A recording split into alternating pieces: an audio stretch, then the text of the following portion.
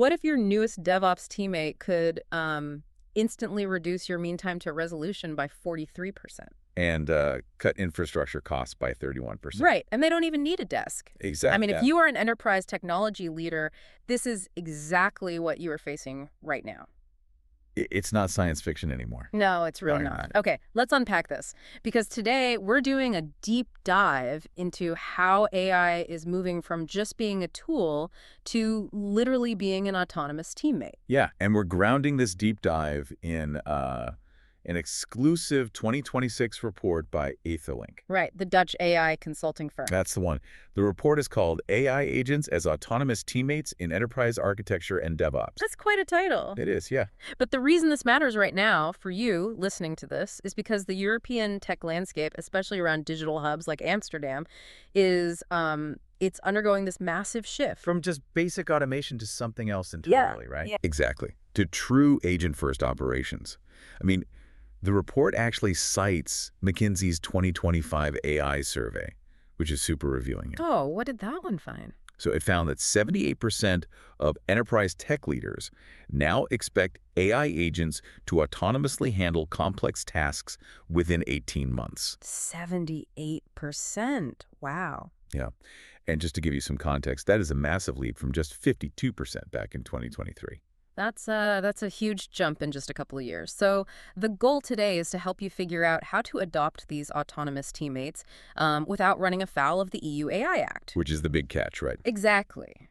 Nobody wants to get hit with a massive fine. But before we get into the regulations, I want to clarify the jargon here because we hear automation all the time. We do. It's a very noisy space. Right. And people have been using RPA, robotic process automation, for what, over a decade now? At least, yeah. So what is the actual, mechanical difference between traditional RPA and a true AI agent?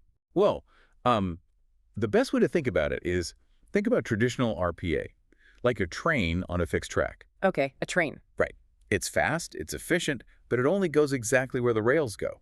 If there's a penny on the track, or if the track bends unexpectedly, the train just stops. It crashes. It doesn't know how to adapt. Exactly. It needs explicit, rigid rules. But an AI agent, that's more like a self-driving car. Oh, I see, because it understands context. Right. It has a destination, but if a road is closed, it doesn't just shut down. It understands the context, it adapts to the novel situation, and it autonomously calculates a detour. It makes a decision on its own. Exactly. And when you apply that to enterprise architecture, it's just wild. We're talking about agents doing, autonomous code reviews. Right, actually reading and understanding the code base. Yeah, invalidating architecture designs against compliance rules, predicting pipeline failures before they happen, Which is huge. and even maintaining these massive knowledge libraries dynamically. So it's not just following a script. It's actively governing the system. Precisely. And the so what, for you, the listener, is in the numbers. Gartner's 2025 data shows that a team of just 5 architects, when they're using these AI agents, can now manage the governance workload of 15 to 20 people. Wait, really? 5 people doing the work of 20? Yes. It's a massive force multiplier. And honestly, if you aren't doing this, your competitors definitely are. Okay, so the speed and the scaling are incredible, but I have to play devil's advocate here. Go for it. Because we're talking about massive speed, right? But then we have to pivot to the reality of European regulation. Ah, yes. The EU AI Act. Exactly. If we connect this to the bigger picture, wait. If the whole point of these agents is massive scalability and speed, doesn't layering on this heavy EU AI Act compliance just completely kill the momentum? I hear that argument all the time. Right. Because isn't governance sort of the natural enemy of DevOps? You want to move fast and break things? Well, no, I firmly disagree with that framing. Really? How so? Because embedding governance is the competitive advantage now. Look at the European Commission's 2025 report. They found that 64% of EU enterprises still lack formal AI governance. 64%. That's a lot of exposure. It is. They're flying blind. And under the EU AI Act, specifically Article 6, you have to classify these agents for risk. Right, because if an agent is autonomously managing your infrastructure, that's pretty high risk. Exactly. You need transparency, you need explainability, and crucially, you have to maintain human oversight. But how do you do that without slowing everything down to a crawl? You bake the compliance into the agent's DNA from day one. You don't make it an afterthought. Okay, but who is actually building that? Because I was looking at the LinkedIn 2025 jobs report, and the talent crunch for this is just insane. It's just brutal. Yeah. It showed a 5.3 to 1 demand to supply ratio for AI governance experts. There literally aren't enough people to hire. Which is exactly why we're seeing the rise of the fractional AI architect model. A fractional architect, what is that, like a part-time consultant? Kind of. It's bringing in highly specialized, embedded experts specifically to build out that governance framework. Aethermind actually released data on this. Okay, what did they find? They found that using these embedded fractional architects leads to a 2.4 times faster implementation of the agents. 2.4 times faster. Because you aren't trying to figure out the legal constraints yourself. Exactly. And it also leads to an 89% higher stakeholder confidence rate. Well, sure, because the board knows the compliance math was done by someone who actually understands the law. Right. You get the speed, but you get it safely. Okay, let's drive this from theory to reality, because there's a really good case study in the source material. Oh, the Amsterdam fintech company. Yeah. That one. So to set the stage for you listening, this is a company with over 200 microservices. Running on a complex hybrid cloud, no less. Right, and they only had 8 enterprise architects. They were just completely overwhelmed. I mean, 8 people for 200 microservices? That's a nightmare. Yeah, and their approval cycles were taking 3 to 4 weeks. Which just paralyzes a development team. Exactly. So their solution was to deploy these AetherLink AI agents, and they used them to evaluate every new service proposal against, I think it was 47 different enterprise architecture principles. 47 principles. Doing that manually is just impossible. It really is. And the metrics here are just stunning. The agents hit a 94% accuracy rate in detecting violations. Wow, 94%. Yeah, and those review cycles slapped down from 18 days to just 2 days. That is just transformative for their pipeline. Totally. And the monthly manual review hours for the human architects dropped from 80 hours down to 12. 12 hours. That's incredible. But, you know, I want to emphasize something here, because the fear is always, oh, the AI is going to steal my job. Right, the obsolescence fear. Yeah, but in this case study, it didn't steal their jobs. It just took the boring, tedious parts. It freed up those 8 human architects to actually do strategic cloud rationalization. Exactly. They get to be architects again, not just compliance checkers. Right, so it's fundamentally changing the role, which kind of brings us to this idea of democratization. Yeah, the standardization of architecture. This is where BIM comes in. Right, BIM, building information modeling. Now, normally that's a physical construction term, right? Yeah, exactly. In physical construction, 68% of global projects use BIM.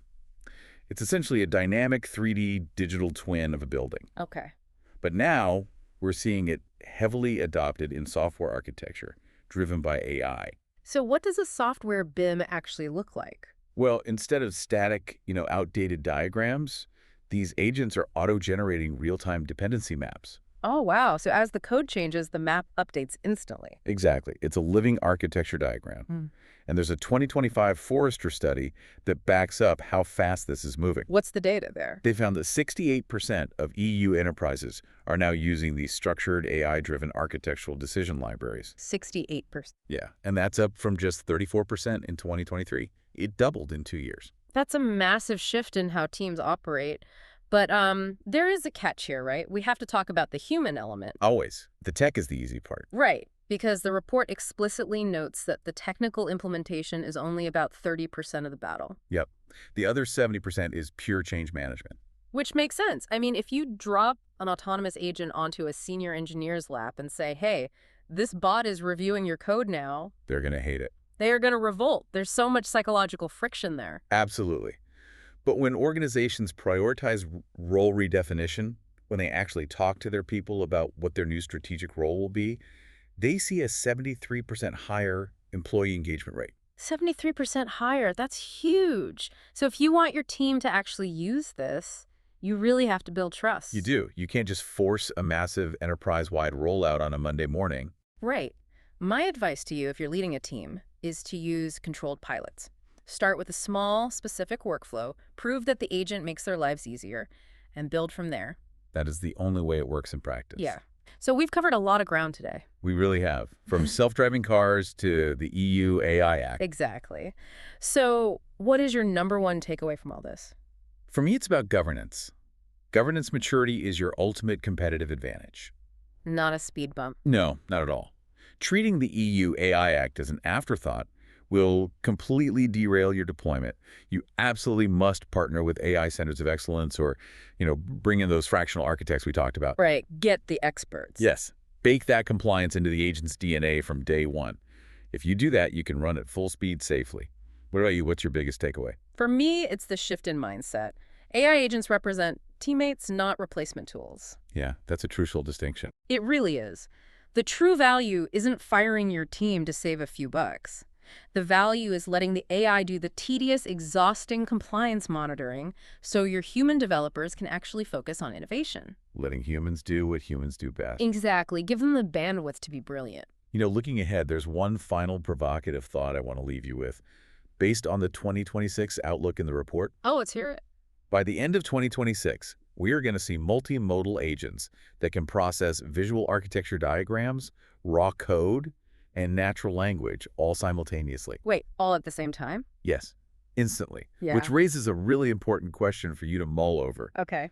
When your AI teammate can instantly visualize and predict the entire future evolution of your multi-cloud infrastructure faster and more accurately than any human will, the job title of architect eventually refers strictly to the AI, Oh, wow. right? Leaving the humans to simply be the strategists. That is a wild thought to end on. From manually checking 47 principles to the AI actually holding the title of architect. It's a brave new world. It really is.